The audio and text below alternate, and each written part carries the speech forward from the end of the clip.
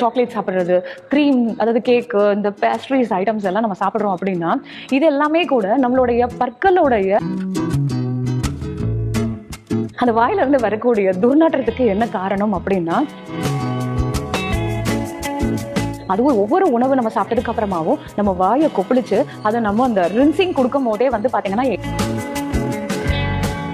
நம்ம பார்க்க போற டாபிக் என்ன அப்படின்னா நம்மளுடைய ஓரல் ஹைஜீன் பத்தி பார்க்க போறோம். அதாவது நம்மளுடைய வாயில இருந்து வரக்கூடிய துர்நாற்றம் நிறைய பேருக்கு என்னன்னா, மேடம் நான் 2 வாட்டி ப்ரஷ் பண்றேன், நான் வந்து டெய்லி வந்து மவுத் வாஷ் யூஸ் பண்றேன், எனக்கு ஸ்டில் எனக்கு வாயில இருந்து இந்த மாதிரி ஸ்மெல் வருது, நான் ஏதாவது ஒரு விஷயம் சாப்பிட்டாலும் அந்த நாள் முழுக்க அந்த ஸ்மெல் என் வாயிலேயே இருந்துட்டு இருக்கு, நான் தெரியாம பூண்டு சாப்பிட்டேன்னா அப்படியே இருக்கும், இல்ல நான் ஏதாவது வெங்காயம் ரைத்தா மாதிரி சாப்பிட்டேன் அப்படின்னா அந்த ஸ்மெல் எனக்கு இருந்துகிட்டே இருக்கு. ஸோ எனக்கு அது பப்ளிக் அந்த ரிலேஷன்ஷிப்ல எனக்கு அது கொஞ்சம் கஷ்டமா இருக்கு அப்படின்னு சொல்லி நிறைய பேர் கேட்டது உண்டு. அந்த வாயில இருந்து வரக்கூடிய துர்நாற்றத்துக்கு என்ன காரணம் அப்படின்னா இது ஃபர்ஸ்ட் ஓரல் ஹைஜீன். இது என்ன அப்படின்னா நம்மளுடைய பற்கள்ல நமக்கு வந்து துவாரைகள் இருக்கு, இல்ல ஸ்பேஸ் இருக்கு, ஒரு பல்லுக்கும் இன்னொரு பல்லுக்கும் ஸ்பேஸ் இருக்கு அப்படின்னா நம்ம சாப்பிட்ற உணவு அந்த பற்களுக்கு இடையில போய் அது மாட்டிக்கும். ஸோ அது வந்து சில நேரத்தில் நம்ம வாய் கொப்பளிக்கும் போது அது கிளீன் ஆகலை அப்படின்னா அதில் பாக்டீரியல் க்ரோத் அதிகமாகி ஸோ அதனால ஃபர்ஸ்ட் நமக்கு அந்த மாதிரி ஸ்மெல் ஏற்படும். இது சில உணவுகள் வந்து பார்த்தீங்க அப்படின்னாக்கா நம்ம வந்து இந்த சாக்லேட் சாப்பிட்றது, க்ரீம், அதாவது கேக்கு, இந்த பேஸ்ட்ரீஸ் ஐட்டம்ஸ் எல்லாம் நம்ம சாப்பிட்றோம் அப்படின்னா இது எல்லாமே கூட நம்மளுடைய பற்களுடைய அந்த ஹைஜீனையும் வந்து, அதாவது ஓரல் ஹைஜீன் குறிப்பாக வந்து பார்த்தீங்கன்னா பல்லில் இருக்கக்கூடிய அந்த எனாமல் போயிட்டு நமக்கு வந்து சொத்தப்பல் ஏற்படுறதுக்கும் இது ஒரு காரணமாகவே இருக்கு. ஸோ இந்த மாதிரி உணவுகள் அதிகமாக எடுத்துக்கிறதுனாலையும் நமக்கு வந்து ஓரல் ஹைஜீன் வந்து கெட்டு போகும். ஒரு சில கண்டிஷன்ஸே சொல்லணும்னா அந்த நீரிழிவு நோய் இருக்கிறவங்களுக்கு அவங்களுடைய அந்த ஓரல் ஹைஜீன் வந்து கம்மியாகும். ஸோ அப்போ அவங்களுக்கு வந்து பார்த்தீங்கன்னாக்கா அந்த எந்த உணவு சாப்பிட்டாலும் ஜீரணம் ஆகாது. ஸோ அதுவே வந்து அவங்க சாப்பிடும் போதெல்லாம் அவங்களுக்கு அந்த ஸ்மெல் இருந்துகிட்டே இருக்கும். அடுத்த ஒரு விஷயம் என்ன அப்படின்னாக்கா இந்த விட்டமின் சி டெஃபிஷியன்சி அப்படின்னு சொல்லக்கூடியது. இந்த விட்டமினோடைய இது வந்து கம்மியாகும் போது கம்ஸ் எல்லாம் வீக் ஆகிடும். அப்போ என்ன ஆகும்னா உங்களுக்கு பல்லு அங்கங்க அப்படி மூவ் ஆகி ஷேக் ஆகிட்டு இருக்கும் போது அப்போ ஈஸியா நீங்க சாப்பிட்ற உணவு அதுல லாட்ஜ் ஆகி அதுவே உங்களுக்கு இந்த ஹாலிடோசஸை காஸ் பண்ணும். இன்னொரு முக்கியமான விஷயம், அதுவும் குறிப்பா இயற்கை மருத்துவத்துல சொல்லக்கூடியது என்ன அப்படின்னா, இந்த வயிறு வந்து பாத்தீங்கன்னா நமக்கு வாயில கனெக்ட் ஆயிருக்கும். இப்போ சென்ஸ் ஆர்கன் ஒரு உறுப்பு இன்னொரு சென்ஸ் ஆர்கனோட கனெக்ட் ஆயிருக்கும்னு சொல்லியிருந்தேன்ல, அதுல முக்கியமா வந்து என்னன்னா நம்மளுடைய வயிறுல இருக்கக்கூடிய அந்த ஜீரணமும் நமக்கு உடல்ல இருக்கக்கூடிய கழிவுகளும் ஒரு முக்கிய காரணமா இருக்கு நம்மளுடைய ஓரல் ஹைஜீனுக்கும். இப்ப சில நேரத்துல நம்ம சாப்பிட்ட உணவு ஃபர்மெண்ட் ஆகி வயிறுலயே தங்கி இருக்கு அப்படின்னா அதை நம்ம சாப்பிடும் போது அதுவே நமக்கு துர்நாற்றத்தை ஏற்படுத்தும். அப்போ நம்ம சாப்பிடுற உணவு இமீடியட்டா, இப்ப சில பேர் என்ன பண்ணுவாங்கன்னாக்கா எதையாவது சாப்பிட்டுக்கிட்டே இருப்பாங்க, கேப்பே கொடுக்க மாட்டாங்க. அப்போ அது கேஸ்ட்ரிக் எம்டிங் இருந்துச்சுன்னா தானே அடுத்த உணவை வந்து அது செரிமானம் செய்யறதுக்கான ஸ்பேஸ் கிடைக்கும். ஆனா இது என்ன ஆகும்னாக்கா அவங்க என்ன கிடைச்சாலும் அது மாதிரி சாப்பிட்டுக்கிட்டே இருக்கும் போது அவங்களுடைய ஜீரணம் வந்து டிஸ்டர்ப் ஆகி அந்த ஃபுட்டு முன்னாடி சாப்பிட்ட ஃபுட் அப்படியே ஃபர்மெண்ட் ஆயிருக்கும். இன்னும் சில நேரத்துல வந்து பாத்தீங்கன்னா ராங் காம்பினேஷன், நம்ம சாப்பிடுற உணவு வந்து இப்படி இந்த 2 உணவு வந்து சேரவே கூடாது அப்படின்னு இருக்கும்போது ஏன் சாப்பிட்டா என்ன ஆகும் அப்படின்ற ஒரு பேச்சிலேயே கூட நிறைய பேர் சாப்பிட்டதெல்லாம் உண்டு. ஸோ அவங்களுக்கெல்லாம் வந்து என்ன சொல்றேன்னா, இது இந்த மாதிரி ஃபர்ஸ்ட் உங்களுக்கு குடலுடைய அசுத்தம் அதிகமாகுது, வயிறுடைய ஜீரண சக்தி கம்மியாகுது, இது எல்லாமே உங்களுக்கு வாய் வழியா ரிஃப்ளெக்ட் ஆகும். ஸோ அப்போ என்ன பண்ணணும்னா இந்த மாதிரி ராங் காம்பினேஷன் ஃபுட்டை எடுத்துக்கிறத தவிர்க்கணும். முக்கியமா இந்த வெஜிடபிள்ஸ், அதாவது குறிப்பா கீரையோட நான்வெஜ் சாப்பிட்றத தடுக்கணும், கீரையும் தயிரும் சாப்பிட்றத தடுக்கணும், அதிக புரோட்டீன் இருக்கும் போது கார்போஹைட்ரேட்டை அதிகமா எடுத்துக்கிறத தவிர்க்கணும். ஸோ இந்த மாதிரி காம்பினேஷன்ஸை நம்ம கரெக்டா நம்ம ஃபாலோ பண்ணாலே இதை வந்து நம்ம தடுக்கலாம்.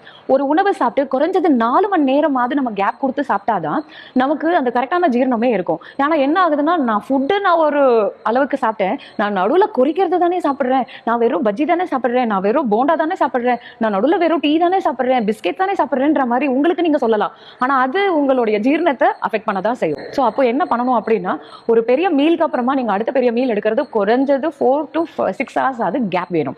நடுவில் சாப்பிடக்கூடிய உணவு எளிமையா ஜீரணமாகக்கூடியதா இருக்கணும், சத்தானதா இருக்கணும். அப்போ நீங்க இந்த நட்ஸ் அண்ட் ட்ரை ஃப்ரூட்ஸ் எடுத்துக்கலாம், முளைக்கட்டின பயிர் எடுத்துக்கலாம், அதே நேரத்தில் பழங்கள், காய்கறிகள், பழசாறுகள் இப்படி ஹெல்தியா எடுத்தோம் அப்படின்னா இது இன்னும் நம்மளுடைய ஹெல்த்தை சப்போர்ட் பண்ணுமே தவிர அஃபெக்ட் பண்ணாது. ஸோ இப்போ இந்த மாதிரி காரணங்கள் எல்லாமே நமக்கு அந்த வாயில இருந்து வரக்கூடிய துர்நாற்றத்துக்கு இது ஒரு முக்கிய காரணமாவே இருக்கு. ஸோ அப்போ இதை வந்து நம்ம சரி செய்யணும் அப்படின்னா நமக்கு குடலை ஃபர்ஸ்ட் சுத்தம் செய்யணும். இதுல வந்து எனிமான்ற ப்ரொசீஜர் இருக்கு, அது மூலயமா நம்ம குடலை வந்து சுத்தம் செய்யலாம்.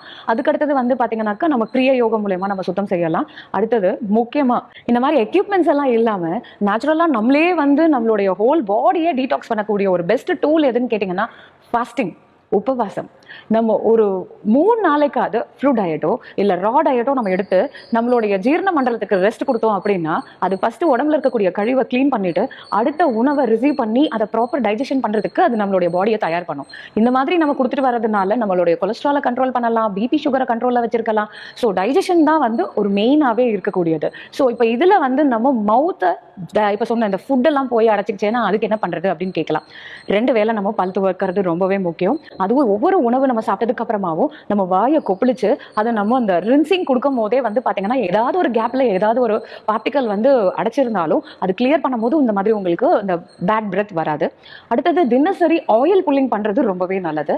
ஸோ அதை வந்து நல்லெண்ணெயை வந்து வாய் ஃபுல்லா எடுத்து நம்ம நல்லா வந்து அதை கொப்பளிக்கிற மாதிரி அந்த கார்கிள் பண்ணிக்கிட்டே இருந்தோம் அப்படின்னா இது நம்மளுடைய பற்களுடைய ஆரோக்கியம் மட்டும் இல்லை, இது நம்ம வாயில இருந்து வரக்கூடிய துர்நாற்றத்தையும் தடுக்கிறதுக்கு இது ஹெல்ப் பண்ணும். ஸோ காலையில இருந்து நம்ம ஒரு இடத்துல ஒர்க் பண்ணிட்டு திடீர்னு நம்ம வந்து வீட்டுக்கு வரும்போது பாத்தீங்கன்னா நமக்கு அந்த மாதிரி ஒரு ஸ்மெல்லும் வரும். அதுக்கு என்னன்னா நம்ம நிறைய எக்ஸ்போஸ் ஆயிருப்போம்.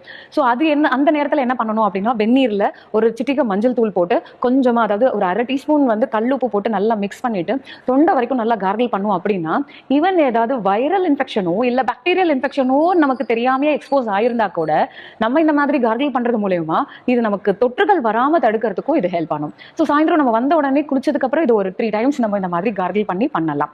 இன்னொரு முக்கியமான காரணம் என்னன்னா தண்ணி சரியா குடிக்காததோ.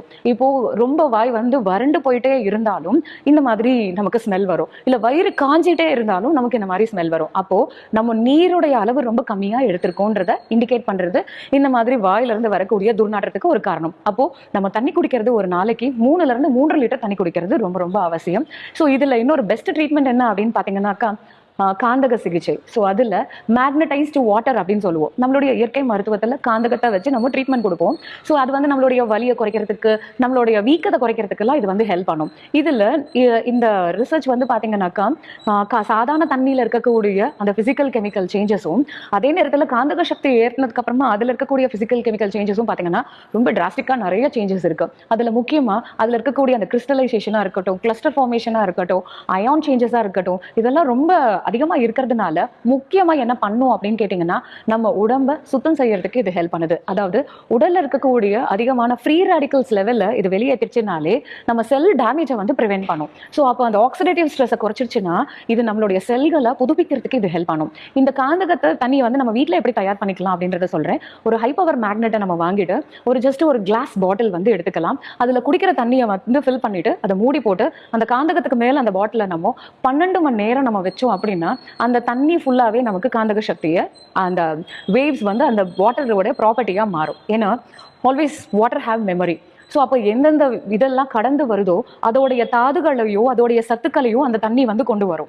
இப்போதான் நம்ம நிறைய பிளாஸ்டிக்ஸ் தான் யூஸ் பண்ண ஆரம்பிச்சிட்டோம்ல. இன்னும் ஃபியூச்சர் ஜென்ரேஷன் வந்து ஃபேஸ் பண்ணக்கூடிய ப்ராப்ளத்தையும் நம்ம பார்க்க தான் போறோம்.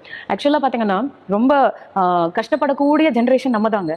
என்னன்னா அடுத்த ஜென்ரேஷன் நமக்கு முன்னாடியே இறக்கிறதையோ இல்லை அவங்க வந்து நோய்வாய்ப்படுறதையோ நம்ம பார்க்க போறோம். ஏன்னா நம்ம அதிகமாக இந்த மாதிரி பிளாஸ்டிக்ஸை தான் இப்போ நம்ம வந்து டிபெண்ட் பண்ணியிருக்கோம். இண்டிவிஜுவலாக நம்ம வந்து ஸ்டீல் பாட்டில் யூஸ் பண்ண ஆரம்பிச்சிட்டோம். ஆனால் எங்கே பார்த்தாலும் அந்த கேன் அப்படின்ற ஒரு விஷயம் இருந்துகிட்டே இருக்கு. அது சன் எக்ஸ்போஷர்ல அந்த கேன்ல படும் போது அது அந்த பிளாஸ்டிக்கோட ரியாக்ட் ஆகும் போது அந்த தண்ணியோட ப்ராப்பர்ட்டி மாறதான் செய்யுது. சரி, நம்ம காந்தகத்தை பத்தி வருவோம். இந்த மாதிரி சார்ஜ் பண்ண தண்ணியை நம்ம ஜஸ்ட் 2 ounce, அதாவது 50 ml, ஒரு நாளைக்கு 50 ml மட்டும் நம்ம எடுத்துக்கிட்டாலே போதும். இது நம்மளுடைய ஜெனரல் ஹெல்த் ப்ரமோஷனுக்கு ஹெல்ப் பண்ணும். இந்த தண்ணியை நீங்க தினசரி காலையில சாயந்தரமும் நம்ம வந்து இந்த தண்ணியால கார்கிள் பண்ணாலே நம்ம வாயில இருக்கக்கூடிய கிருமிகளுடைய லெவல் வந்து கம்மியாகுது.